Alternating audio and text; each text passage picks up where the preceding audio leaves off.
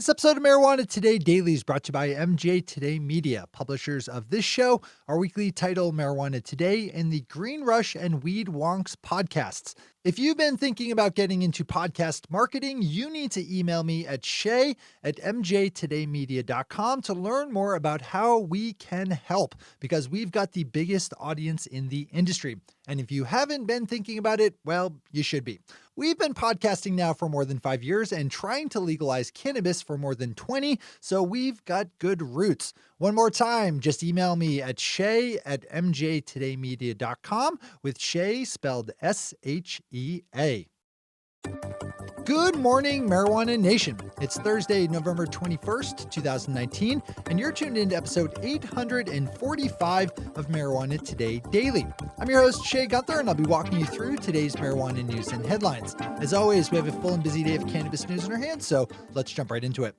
We have a big story out of Washington, D.C. leading off the day. Yesterday, the House Judiciary Committee voted 24-10 in favor of the proposed Marijuana Opportunity Reinvestment and Expungement Act, or the MORE Act, which would, among other things, deschedule marijuana completely while setting up various social equity-leaning programs aimed at helping people from communities disproportionately affected by the war on marijuana scrub past cannabis crimes from their records and to get into the legal marijuana business. The bill is sponsored by House Judiciary Committee Chair Representative Gerald Nadler of New York and has 55 co-sponsors.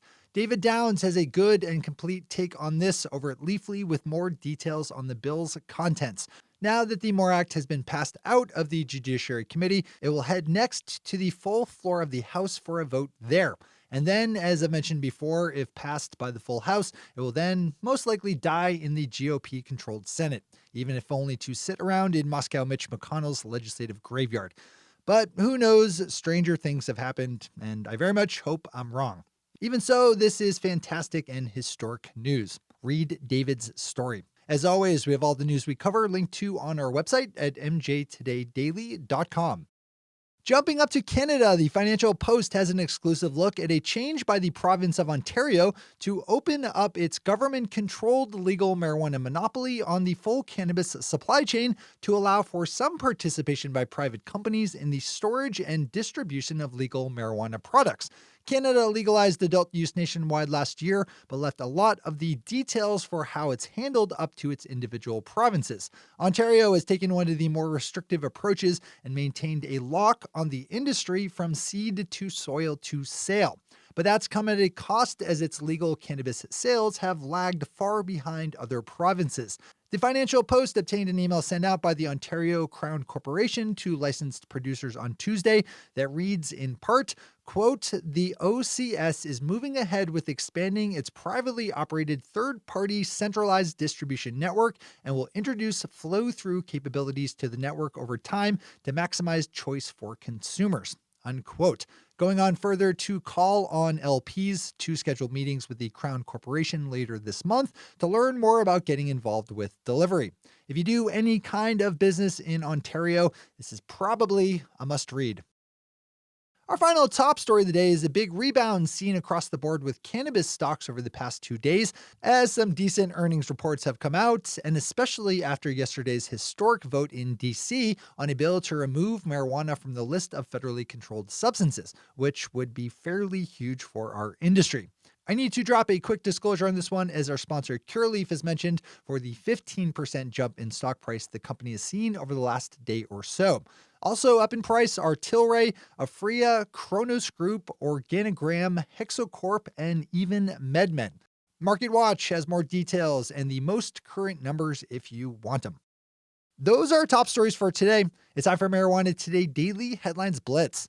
Before we blitz out on headlines, let's quickly thank our sponsor, MJ Today Media, publishers of this show, our weekly title, Marijuana Today, and the Green Rush and Weed Wonks podcasts. If you have a legal marijuana product, business, or service that you would like to sell more of, or if you have a brand that you would just like to grow, we're the best to spend in legal marijuana marketing. Our audience is now measured over 30,000 listeners strong, and our weekly show, Marijuana Today, is among the top 2% of all downloaded podcasts in the world. This show reaches thousands of people each day who are, like all of our listeners, most likely to either be involved in the legal marijuana industry or who are actively working to get in. That is exactly who you want to reach with your marketing message. And because we do so much demographic surveying and stats reading, we have a very solid handle on who makes up our audience. It's legal cannabis CEOs and CFOs, marketing mavens, cultivation pros, hiring agents, top trainers, chief bud tenders, active investors, and more. We can help you reach all of those stellar people. And I'm talking about you here. If you have a marketing budget that you need to deploy, then investing some of it with us will be the best call you'll make all year. You can email me at shay@mjtodaymedia.com to get our current ad sheet and to learn more. We offer category exclusivity at certain levels, so not only can you get your own spots locked in, but you can also block out your competitors. Get started on the winning train of legal marijuana podcast marketing today. All right. Time for the Blitz. We have a pair of just released annual reports up, first with Green Thumbs Industries, or GTI, announcing its third quarter results of $68 million in revenue, up almost 300% from the same quarter last year and 52% from the previous quarter. GTI saw a net loss of $17.1 million for the quarter, up from a $22.2 million loss the previous quarter. New Cannabis Ventures has more details and numbers. Next up is MultiState operator iAnthus Capital, which pulled in reported revenues of $22.3 million for Q3, up 16% from the previous quarter, on top of a net loss of $15.3 million, up from the company's Q2 loss of $9.3 million. We normally don't cover basic level marijuana crimes on this show, but this next headline rises a bit above that. Someone recently organized a caper in Portland, Oregon to steal $1 million worth of legal marijuana products from a warehouse where they sat ahead of being delivered to buyers. The Shadow Box Farms company said thieves broke into their warehouse via a skylight that they had to cut bars to get through.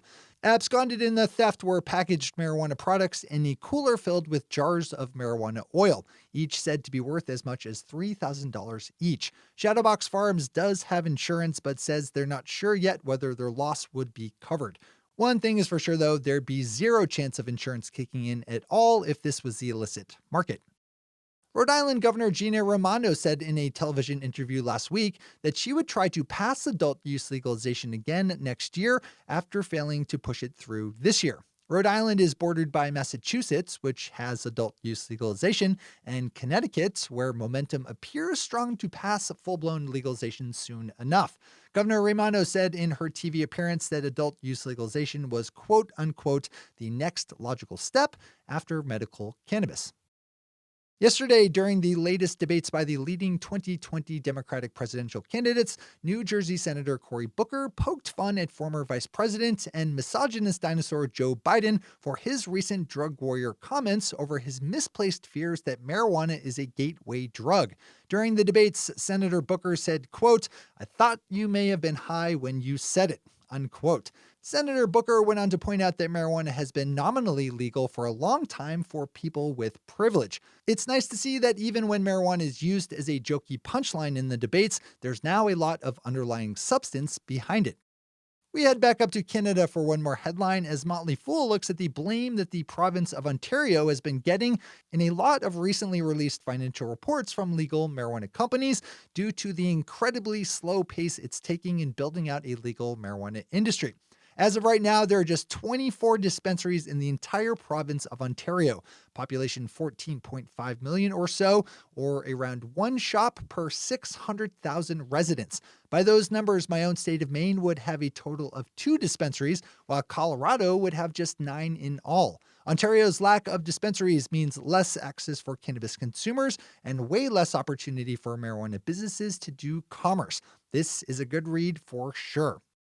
Our final story of the day is some good news, with marijuana industry recruiting firm Vangst issuing a new salary guide that finds that the number of jobs in legal marijuana grew 78% from 2018 to 2019, which sounds like a very high number, but does make sense given the new markets continuing to roll out across the nation. Of course, it's in Vangst's corporate interest for there to be more job opportunities, so you always got to keep that frame in mind, but still, this is valuable information to take in. You can read more and download the Vaxxed Cannabis Salary Guide via Chris Moore's story over at Mary Jane. Those are the headlines and news for the day. I'll be back with you tomorrow morning with another information-packed episode of Marijuana Today Daily. But in the meantime, if you have any stories to share or feedback to give, zip us an email to headlines@mjtodaydaily.com. And while you're clicking around the interwebs, swing over to our Twitter account at MJ Today Daily. Visit our website at mjtodaydaily.com to find links to all the news we cover. Thanks to our sponsor, MJ Today Media, and to our awesome patron listeners for the support that makes this show possible. To join the illustrious ranks of the patron listeners yourself, swing over to our website at mjtodaydaily.com and click on that big blue button at the top of the page that says Become a Patron. I'm your host, Shay Gunther. Thanks for tuning in and starting your day with Marijuana Today. Today.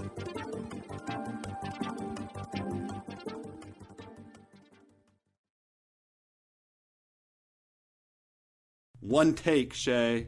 One take.